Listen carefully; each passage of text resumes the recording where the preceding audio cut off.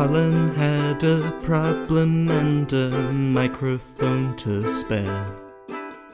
Thomas took it up and so the podcast went to air. For weeks and months they trolled through every single DVD. They've unwrapped all the ones they can and now they're cellulose free. Now they're cellulose free. Hello dear listener and welcome to Cellulose Free. My name is Colin and with me as always is my fellow film watcher, compadre and son, Thomas. Hi, hello. What have you been up to? Not a whole lot, to be honest. No, you've been slack. I was going over the sort of things that I'd been up to over the past week and couldn't come up with anything. Could have made up something. Yeah, but that wouldn't be honest, would it? No, that would be an outright lie. What have I been up to? That's a good question. This week I've gone to therapy. I have donated plasma. I have fretted over circumstances that are occurring around the world. And I have set an alarm to wake up in the morning to watch I was going to say handing over of power in a certain country, but it's not being handed over. Yes, what a strange world we live in. I've been doing one of those things, and I will already be awake for the other. Right. Okay. Hang on. I'm trying to think which one you have. Oh, fretting. Okay, good. Yes, I've set an alarm and I'm going to get up and watch the inauguration. Because I don't know. Don't know why. It'll probably be dreadfully boring. It probably will be dreadfully boring, but I think I'm hoping for just a little bit of catharsis, I guess. Is that the word I'm looking for? Sure. Good. Excellent. Okay, so we've talked about what we have been doing. What are we about to do? We're about to watch a film. A film that you selected from your list of films that you wish to watch. And not only that, but a very short list of films that I personally own. Yes. And just to add to that random mix, you personally own, but you haven't seen it, but I have. That is correct. Right. So what are we watching? We are watching Stanley Kubrick's Dr. Strangelove, or How I Learned to Stop Worrying and Love the Bomb. We are indeed. We're in for an interesting... I am quite intrigued as to... It's been years since I've watched it, but remember loving the blackness of it all. I don't know how it's going to stand up now that things are a lot more real. Well, sorry, that's unfair. When this film was made, it was probably, actually, from what I can tell, from what I've read, it was painfully real then too, and actually influenced certain political decisions that were made shortly after it came out. We'll talk about that a little after watching the film, but as I say, I am intrigued to see what my grown-up reaction to it is and what your reaction is to it too. Would you be so kind as to pop the disc out of its case? I'm assuming you've unwrapped it. I have. Good. Did all the unwrapping ahead of time. Good. Starring Peter Sellers. I'm jumping ahead, aren't I? Yes. Starring Peter Sellers, and George C. Scott. And does it have any more? Sterling Hayden. Mm-hmm. Terry Southern. Yeah. Keenan Wynn. Slim Pickens. Is this going to go far enough? Tracy Reed. And I think that might be all of the names Wow. that are mentioned on the back here. Okay, well, I might hold off on spoiling it for you. But there's a certain actor whose first film role is in this film that you will hopefully recognise. Who's to say? Who is to say? We shall say after we come back from Thomas popping the disc into the machine and us watching it. And we're going to do that, and we'll catch you on the flip side. Turn to side B. I should have popped it in beforehand. You should have popped it in, you mongrel. That would have been helpful. Yeah. Yep. But I didn't, and here we are. We are. Do it now. Put it in now. I want to watch it now.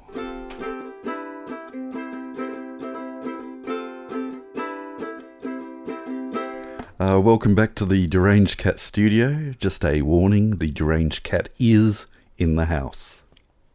And in the studio. I would be somewhat worried if the Deranged Cat was not in the house somewhere. So, that was Dr. Strangelove. That was. What did you think? I'm somewhat mixed on it. Mm-hmm. There's some bits in there that really worked for me, Yes. and some bits that really didn't. Okay. What didn't work for you? Well, for starters, the title character of Dr. Strangelove, just that faux German accent that I think was supposed to be funny, but just came off annoying to me. Yeah. I don't think it's aged well. At the time that it came out, it was still very, very close to post-war, and the sensibilities were such that would have been, I guess, more amusing. But yes, it grated with me too. Peter Sellers' other performances I really enjoyed. Mm-hmm. There were still caricatures, but a lot less so. They were still convincing in their characters, whereas Dr. Strangelove was completely over the top, and it doesn't do it for me. No.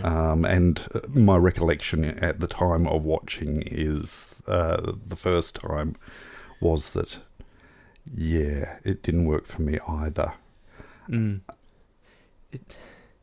It's a bit slow in places. Yep. I could do to have a bit less of that very long conversation with the Russian premier, and the further long conversation with the Russian premier. Yes. And I'm curious to know how much of that was hindered by the fact that my understanding is that like half of the budget of the film was to pay Peter Sellers to be Peter Sellers. Yeah, that's probably about right. So, we want to get as much Peter Sellers screen time with him being Peter Sellers, ad-libbing his way through whole swathes, and not daring cut out anything that he did. He was a brilliantly quick, and the words just came out of his mouth fully. I as you can tell, I don't have that gift, but he certainly did. My impression is very much a Robin Williams type, where you don't dare stop them. When they're in the zone, you don't dare stop them, and possibly, if we're paying him so much, we will use as much footage that we got of him being Peter Sellers. I don't know, but yes, certainly those bits were slow. So what bits did you like? the bits in the plane, those were good. Yeah. I was fully convinced that I was in that plane, and it was a fully working plane. It felt like that. The only parts of this film that did not have Peter Sellers in them. It's hard, isn't it? And yet it had, what was his name? Slim Pickens. Slim Pickens, who, again, my understanding was that he wasn't aware that it was a comedy. So he was... Yeah, he was just given the script for the scenes he was in. Yeah. And played them quote-unquote straight. As straight as Slim Pickens could. And it worked. Yes, definitely my favourite bit of the film. And apart from the obvious, either... I don't think it was a rear projection, because... I don't know. The effects of the planes were sometimes somewhat lacking the exterior shots, but inside the plane and the feeling of claustrophobia and the feeling that every switch worked in there also. Until it didn't. Yeah. And again, yes, I've done a bit of research this time, but apparently... they were not allowed any access whatsoever to the interior of one of those planes. And so that whole set design was based on like a single photograph. Right. And, yeah, so... and the story goes on, possibly apocryphally, that military types were quite stunned at how convincing the switches were and the operation and procedures that went on in there. Yeah. The parts at the airbase sort of go up and down. Mm-hmm. There's some bits where the general is being not particularly savoury. No. And those go on a bit. There's parts of this film that just go on a bit, and I could do with less of those bits. Mm-hmm. Did you feel uncomfortable with the resonance of conspiracy theories? Oh, yes. And how close to the bone, considering... recent events, you could almost hear the concept of microchips being put in the fluoridated water. Yes. But the bits in the airbase that do not involve the general are pretty good. Yeah. Yeah. Or the colonel. The Brigadier General, Jack D. Ripper. Right. Jack D. Ripper. There were some names in there. Mm-hmm. I can't remember the other one that sprang out. It was an offhand reference to someone, and the name was very much along those lines too. Yes, we've got such names as Merc and Muffley, Buck Turgidson, Jack D. Ripper, Bat Guano. That was it, Bat Guano. Major T.J. King Kong. Mm-hmm. And I'm pretty sure that's all the strictly funny ones. Yeah. I'm very curious as to how I would have reacted at my age, but transported back to when this first came out, as to how I would have felt about it. With the Cold War the way it was, and I mean, I certainly well and truly caught the back end of the Cold War. I've got tucked in the house somewhere a couple of books on how to that came out by the Australian Civil Defence as to how to construct nuclear fallout shelters in your house and in your backyard and things like that. So the threat of the bomb was well and truly within my lifetime. We didn't do the duck and cover in the classrooms, but there was still that very much felt tension, even in little old Tassie. Yes, strategically important Tasmania. Well, you jest about that, but I have stepped onto the landing deck of the USS Enterprise, a nuclear-powered aircraft carrier sitting in the middle of the Derwent River. They very much less so visit here, but during the 70s, this was very much a port of call for US ships to come and dock and have shore leave. So it is true that the port of Hobart is surprisingly deep. it is very, very deep, and that was the weird thing about the Enterprise, being able to come so close, and that was the last nuclear vessel that was allowed to come so close to Hobart. But the fact that the USS Missouri was able to not just berth in the middle of the Derwent, but actually come alongside one of the wharfs here. Yes, the Derwent is a deep river at that point. Very, very deep. But yes, so American... as far as strategic importance of Hobart, yes, very, very small, but there was always that uneasiness and excitement when I was growing up, when the big ships would arrive. You know, you think, wow, that's quite some power there, but it also suddenly makes you a target. And also you've got this stonking great nuclear generator sitting only kilometres from your house. The nuclear vessels are no longer welcome in the port of Hobart. There are laws now that stop them from coming in.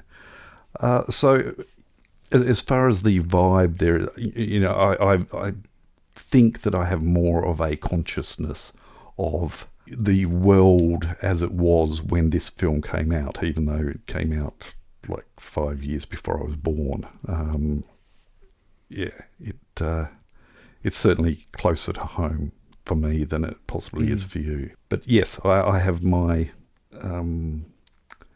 objections to it ring very much true in what you've said, and in the places where it is brilliant, it actually is. Yes. But yeah, possibly its weaknesses are surprisingly Peter Sellers himself, possibly being given too much free rein, is my guess. Yeah. And I don't know. I'm not an expert.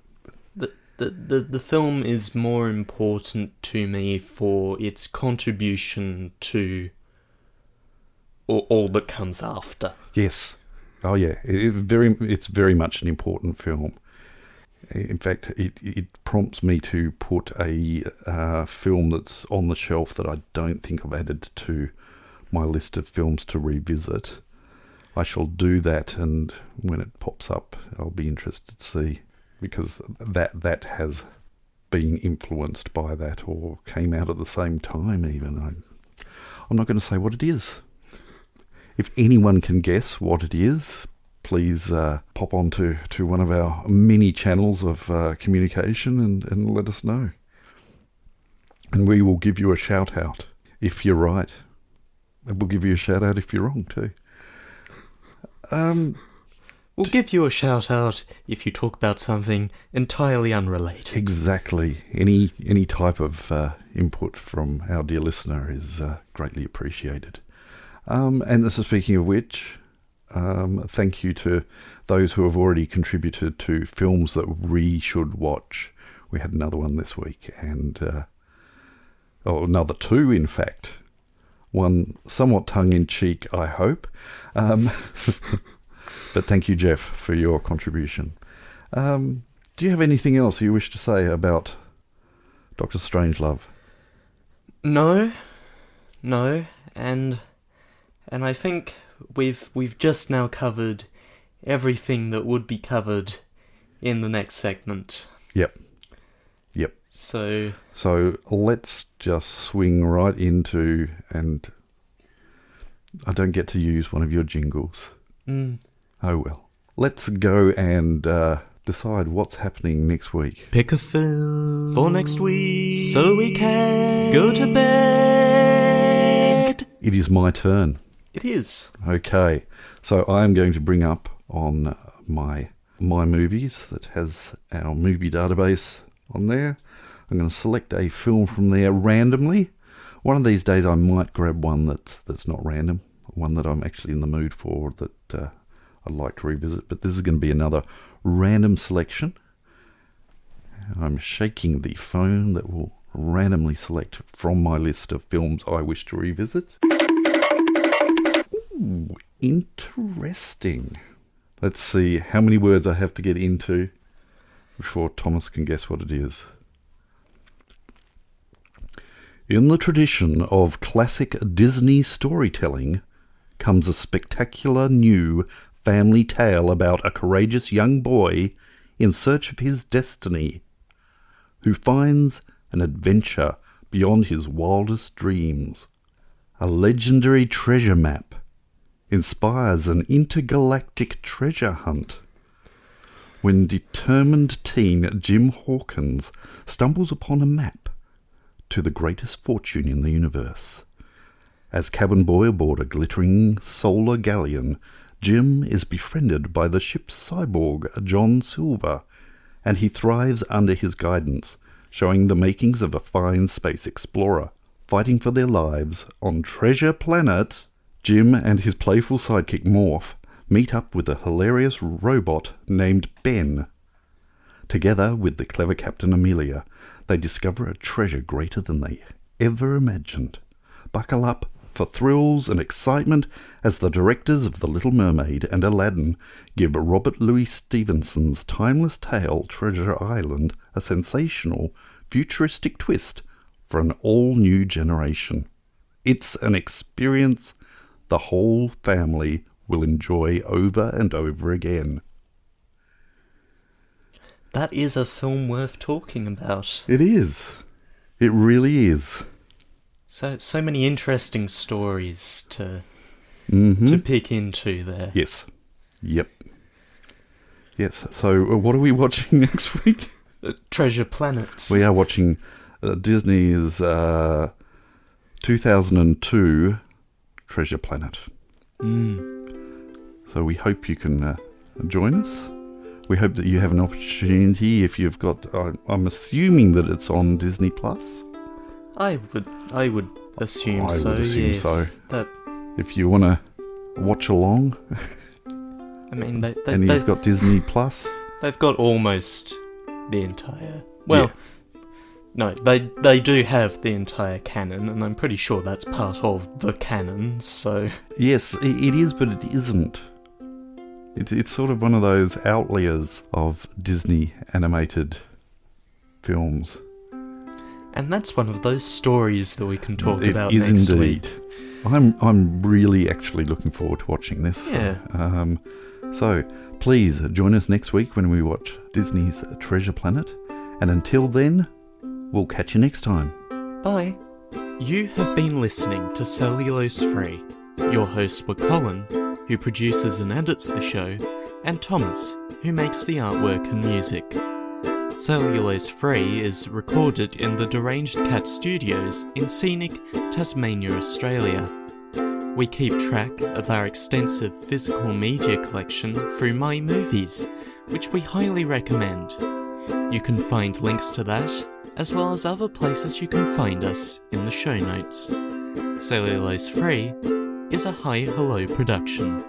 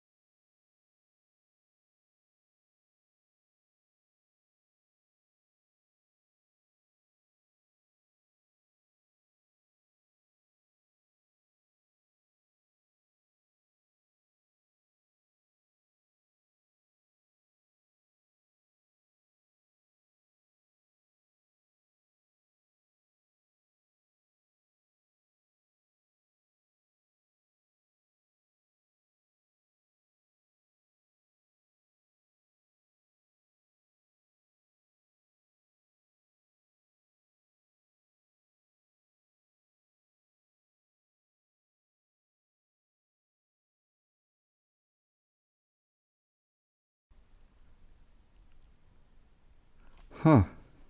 Cool. There we go. Yes. Wow. 27 minutes. Wow. Now. Huh. Cool. This episode is going to be under half an hour. It probably is, yes. Huh.